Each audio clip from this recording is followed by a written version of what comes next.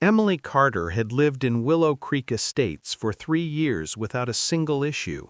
She kept her lawn trimmed, her payments current, and her opinions to herself. She was the kind of neighbor who waved from the driveway but never lingered long enough to gossip. That anonymity had served her well, until the night she filed a complaint. The noise had started around 11, metal scraping against concrete, engines idling in the darkness, voices carrying from somewhere behind the HOA office. Emily watched from her bedroom window as shadows moved between floodlights. No permits had been posted, no community notice had been sent. Men in unmarked coveralls loaded equipment into unmarked trucks while the rest of the neighborhood slept. Emily wasn't the type to complain, but something about the secrecy unsettled her. She filled out the HOA form calmly, choosing her words with care. Subject line: after-hours construction noise. Description: unauthorized activity behind community office, possible permit violation. She clicked Submit and watched the confirmation email appear in her inbox. What unsettled her wasn't the complaint itself, it was the final line of the automated message, a sentence she had never seen before in any HOA correspondence. Your concern has been logged. Further contact is unnecessary. Emily read it twice. The phrasing felt less like reassurance and more like a warning. The next morning, a bright orange notice was taped to her front door. The wind tugged at its corners as she pulled it free. HOA violation. Unauthorized window decor. Fine pending. Emily stared at it in disbelief. Her windows were bare. They had always been bare. Across the street, Richard Holloway stood beside his car with his coffee in hand. The HOA president wore the same pleasant smile he brought to every board meeting. When Emily looked up, he raised his cup in a small salute and waved. At the bottom of the notice, someone had written a note in neat handwriting. Compliance is appreciated. That night, Emily woke to footsteps outside her bedroom window, slow, deliberate, circling. She lay frozen until they stopped. When she checked her security camera the next day, the footage between 2 and 3 in the morning had been erased. Emily went to the HOA office demanding answers. The fluorescent lights hummed overhead as Linda Morales sat behind the front desk, typing slowly without looking up. I filed a noise complaint 2 nights ago, Emily said. I need to see the record. Linda's fingers paused. There's no record of any complaint from your address. Emily felt her stomach tighten. I have the confirmation email. Linda finally met her eyes. Her expression was carefully blank. Emails can be generated accidentally. System errors happen. Then explain the violation notice. Linda reached beneath the counter and slid a thick folder across the desk. Multiple complaints have been filed about your property. Emily opened the folder. Inside were photographs of her house, her backyard, her windows, her side gate. All taken at night, all taken from angles only visible from inside her property. Who took these? Emily whispered. Linda closed the folder and pulled it back. Meeting adjourned. That evening, Sarah Whitman appeared at Emily's door without waiting for an answer. The woman lived 3 houses down and had never spoken more than a passing hello.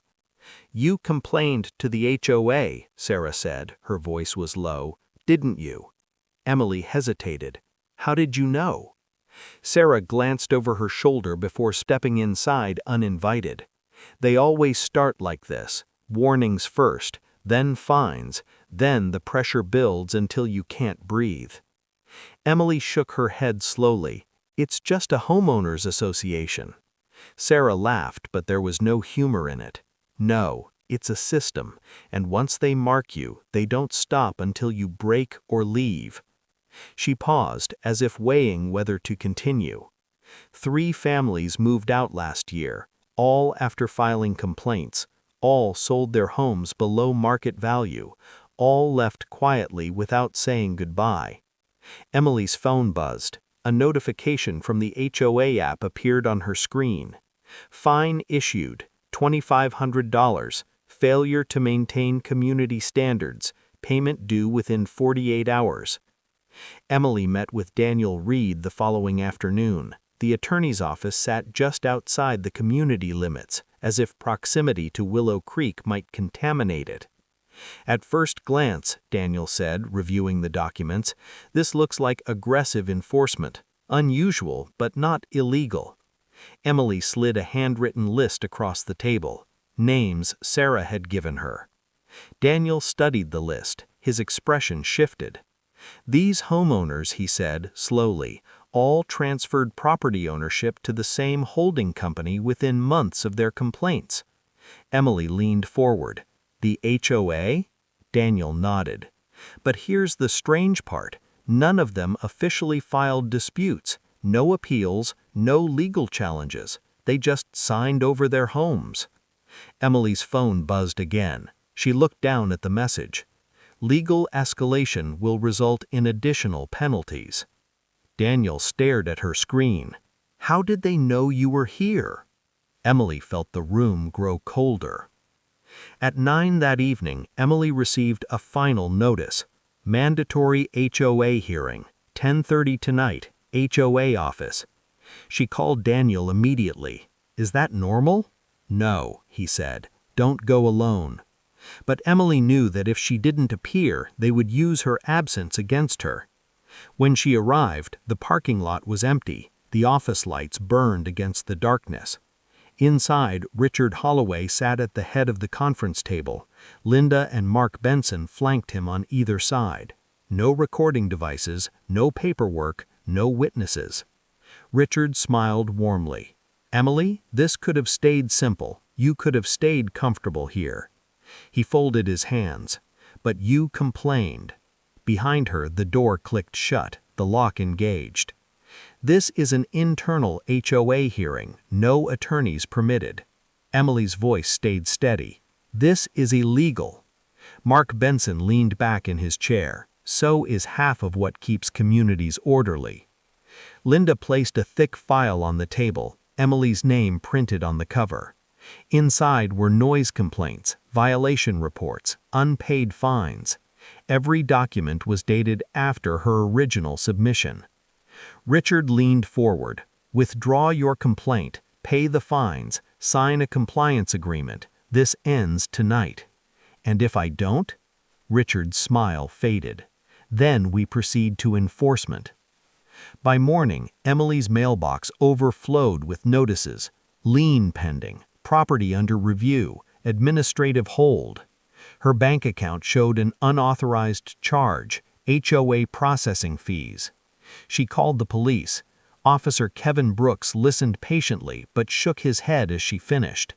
HOAs have broad authority. This looks like a civil matter. You'll need an attorney. As he turned to leave, he paused at her door. Off the record, he said quietly. You're not the first person to call about Willow Creek. That night, Emily found her trash cans had been emptied and refilled.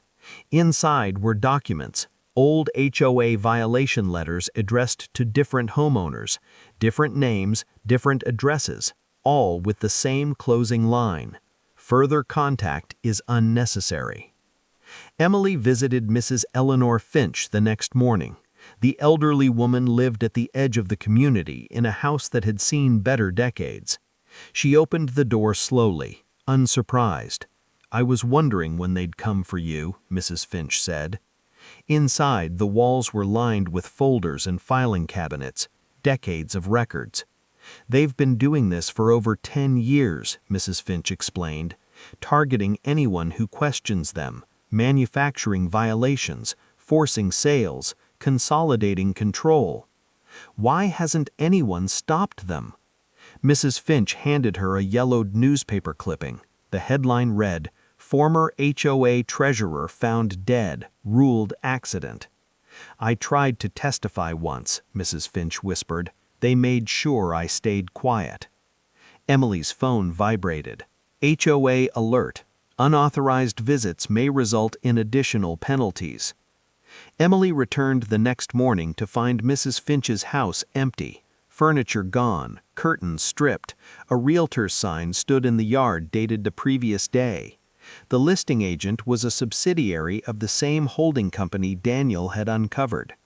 "She's gone," Emily told Daniel over the phone. "They erased her overnight." Daniel's voice was tight. "I ran deeper checks. The HOA board members are shell owners. The whole structure is designed to obscure asset transfers." "Property laundering," Emily said. "And coercion," Daniel added. "Quiet, legal coercion." Emily noticed a black SUV idling across the street, watching. At 1:30 in the morning, Emily woke to glass shattering. She grabbed her phone and hid in the bedroom closet, dialing 911 with trembling fingers. Footsteps moved through her house, slow. The next day, a certified letter arrived. Emily signed for it with steady hands, though her pulse betrayed her. Final notice: property seizure proceedings will commence in 72 hours. No appeal process listed. No contact number provided. Daniel met her at a coffee shop outside the neighborhood. He looked like he hadn't slept. "They're rushing this," he said, sliding into the booth across from her, "which means they're scared." Emily wrapped her hands around her cup. Scared of what?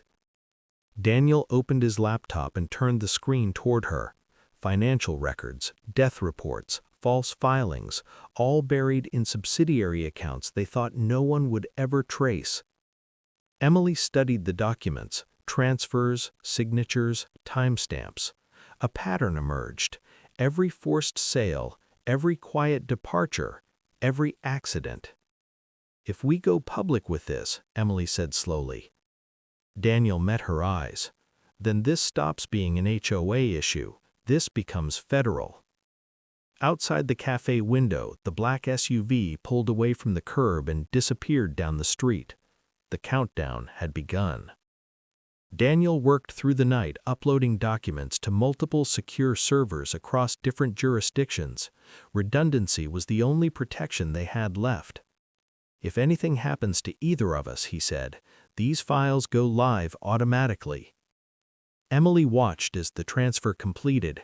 Bank records, property deeds, internal HOA emails, recorded phone calls. One email chain stood out from the rest. Subject line: resolution strategy. The message was brief: pressure until compliance or vacancy. Within hours, Emily's social media accounts were flagged and suspended. Her posts vanished. Her email locked her out entirely. Someone had reported her for violations she hadn't committed. A new HOA notice appeared on her phone. Emergency hearing, immediate attendance required. Daniel shook his head. "They're panicking. That's when they make mistakes." Mark Benson called Emily from an unknown number and asked to meet. She found him at a gas station off the highway, far from the neighborhood's reach. He was sweating despite the cool evening air. "They're going too far," Mark said. His voice cracked. "Richard wasn't supposed to get violent. This was supposed to stay clean." Emily studied him. "People are disappearing." Mark nodded rapidly. "They use legal gray zones, pressure, isolation, financial strangulation. They keep pushing until people fold. And if they don't fold?" Mark swallowed hard. "Accidents happen. That's what Richard always says. Accidents happen to people who don't understand how things work." He reached into his jacket and handed Emily a flash drive. "Financial ledgers, names, dates, everything I could copy before they locked me out." Emily took the drive. "Why are you helping me now?" Mark opened his car door. "Because I saw what they did to Mrs. Finch, and I don't want to end up like her." He climbed into his car and pulled onto the highway. Emily watched his taillights shrink into the distance. Then they flickered. Then they stopped. Sirens echoed down the highway 20 minutes later. Emily arrived at the scene to find Mark's car overturned in a ditch, smoke rising from the crumpled frame. Emergency lights painted the darkness in red and blue. The official report came quickly. Single vehicle collision, driver error, No signs of foul play. Emily stood behind the police tape, shaking. Officer Brooks appeared beside her. His voice was quiet. "I told you before, you're not the first person to have problems with that HOA." Emily's phone buzzed. "HOA message. Compliance window has expired." Daniel worked through the next day securing a warrant based on Mark's flash drive. The evidence was damning, enough to justify a full investigation. Law enforcement entered the HOA office at dawn. Emily watched from across the street as agents carried boxes through the front door. By noon, it was over. "No actionable evidence," the lead investigator told Daniel outside the building. "Files are clean, financial records are balanced, everything checks out." Daniel stared at him in disbelief. "That's not possible. I gave you timestamps, transaction records." The investigator shrugged. "Whatever was there isn't there now." That evening, Daniel didn't answer his phone. Emily drove to his office. The lights were on. His laptop sat open on his desk, still warm, but Daniel was gone. On his keyboard lay a printed note, "You should have stayed out of it." Emily was officially in default. Her utilities were shut off within 48 hours. Her credit was frozen. Collection notices arrived daily. The neighborhood that had once ignored her now avoided her entirely. Sarah whispered through a cracked door one evening, "They're telling people you're unstable, that you threatened board members, that you're dangerous."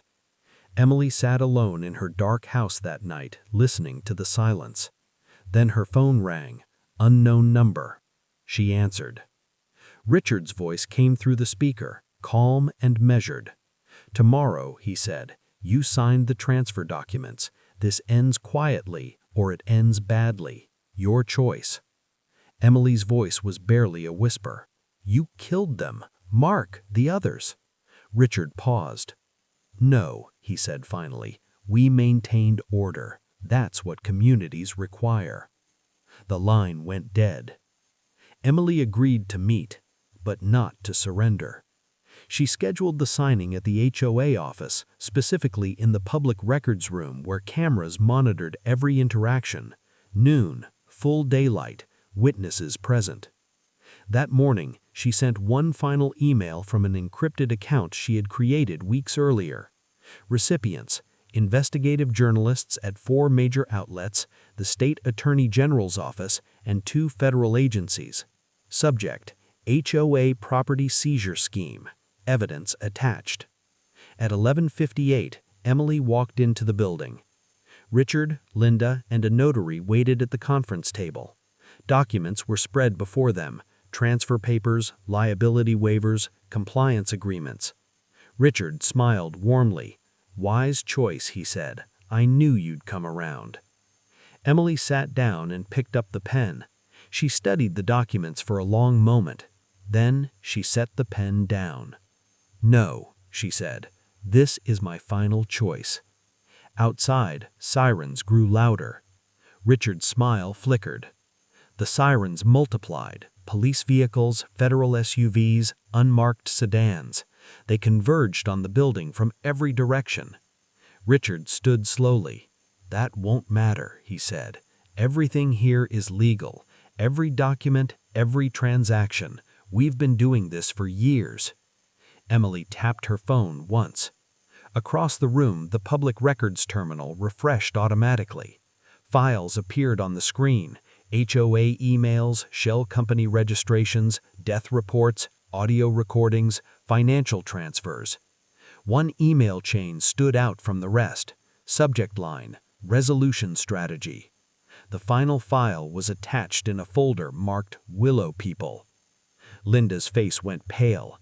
"That's not possible," she whispered. "Those files were destroyed." Emily met Richard's eyes. "You taught me something. Everything leaves a paper trail. You just have to know where to look."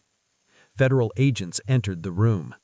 "Richard Holloway," one announced, "you are being detained for fraud, coercion, and obstruction of justice." Richard didn't resist. He let him cuff his hands behind his back, but as they led him past Emily, he leaned close. "This doesn't end," he said quietly. Organizations survive individuals. Someone always takes the chair. Linda collapsed into her seat, head in her hands. Outside, cameras flashed. Neighbors gathered on the sidewalk, watching in stunned silence. For the first time in years, the HOA office doors remained open. The story broke within hours. Headlines spread across every platform. Homeowners Association used to force property transfers. Decade-long HOA scheme under federal investigation. Residents speak out about years of intimidation. Daniel was found 2 days later. He was alive. He had been detained in a private psychiatric facility under falsified wellness claims, committed against his will using forged documents. When investigators traced the paperwork, it led back to a subsidiary owned by Richard's holding company. Mark Benson's death was reclassified as suspicious. The investigation was reopened. Mrs. Finch surfaced in another state, living under an assumed name. She was placed in protective custody and agreed to testify. Emily's name was cleared. Every fine was reversed. Every violation was expunged. But peace didn't come with relief. Emily's house was returned to her legally. The lien was dissolved. Her credit was restored. But the neighborhood she had fought to protect was already gone. For sale signs lined every street. Property values had collapsed overnight. Families who had lived in Willow Creek Estates for decades packed their belongings and left without looking back. The scandal had poisoned everything it touched. Emily walked the quiet streets one evening as the sun set behind empty houses. Sarah appeared beside her, arms crossed.